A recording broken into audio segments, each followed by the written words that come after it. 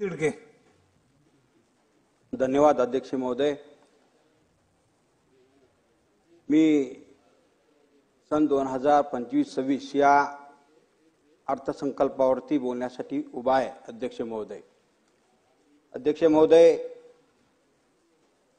प्रथम मी सर्व समावेशक असा अर्थसंकल्प मांडल्यामुळे महायुती सरकारचे अभिनंदन या ठिकाणी करतोय अध्यक्ष महोदय.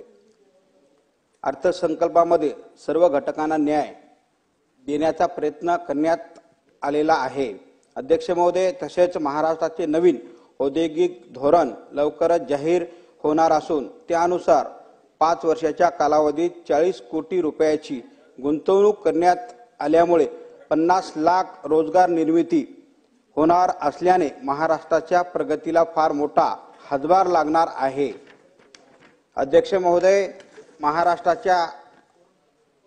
राज्यातील महिला सक्षमीकरणासाठी महाराष्ट्र राज्याचे तत्कालीन मुख्यमंत्री व सध्याचे उपमुख्यमंत्री आदरणीय एकनाथरावजी शिंदे साहेब यांनी माझी लाडकी बहीण योजना चालू केल्यामुळे राज्यातील 21 ते 7 वयोगटातील पात्र महिलांसाठी शासनामार्फत 1500 रुपये देण्यात येत असून या योजनेअंतर्गत सुमारे 2 कोटी 53 लाख लाभार्थी महिलांसाठी आर्थिक लाभ घेतला असून सन 2025-26 मध्ये या योजनेकरता एकूण 36,000 कोटी रुपयाची तरतूद प्रस्तावित असून या योजनेमार्फत राज्यातील महिलांना आर्थिक मदत होत असल्याने महिला सक्षमीकरणासाठी त्याचा फायदा होत आहे असल्याने शासनाचे या निर्णयामुळे मी अभिनंदन या ठिकाणी करतोय अध्यक्ष महोदय.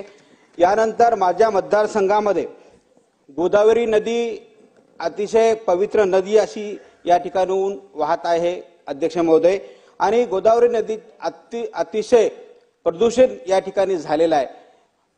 मी आपल्या माध्यमातून शासनाला विनंती करतोय, गोदावरी नदी आपण माता मानतो, अतिशय प्रदूषण त्या नदीमध्ये झाले असल्यामुळे गोदावरी नदी काठावरती माझ्या मतदारसंघामध्ये शीख धर्मीयांचं एक पवित्र स्थान गुरु गोविंद सिंगाचं पवित्र स्थान त्या ठिकाणी आहे अध्यक्ष महोदय.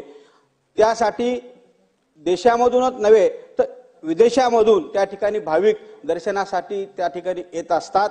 अध्यक्ष महोदय, माझी तुम्हाला विनंती आहे, सरकारला आपल्या माध्यमातून आपण त्यांना सूचित करण्यात यावे की गोदावरी नदी शुद्धीकरणासाठी आपण उपाययोजना या ठिकाणी करण्यात याव्या.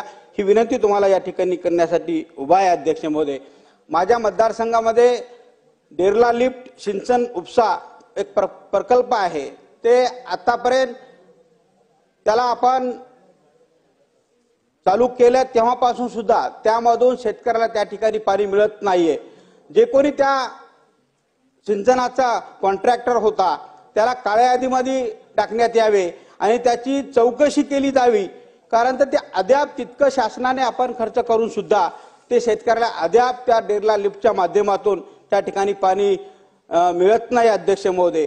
माझी तुमच्या माध्यमातून सरकारला विनंती आहे, ते डेरला लिफ्ट बंद करून मला त्या ठिकाणी कॅनलद्वारे शेतकऱ्यांना पाणी देण्यासाठी उपाययोजना आपण कराव्यात अशी विनंती आपल्या माध्यमातून या ठिकाणी सरकारला करतोय अध्यक्ष महोदय. मला अर्थसंकल्पावरती बोलण्याची संधी दिली त्याबद्दल आपला आभारी आहे. धन्यवाद. जय हिंद, जय महाराष्ट्र.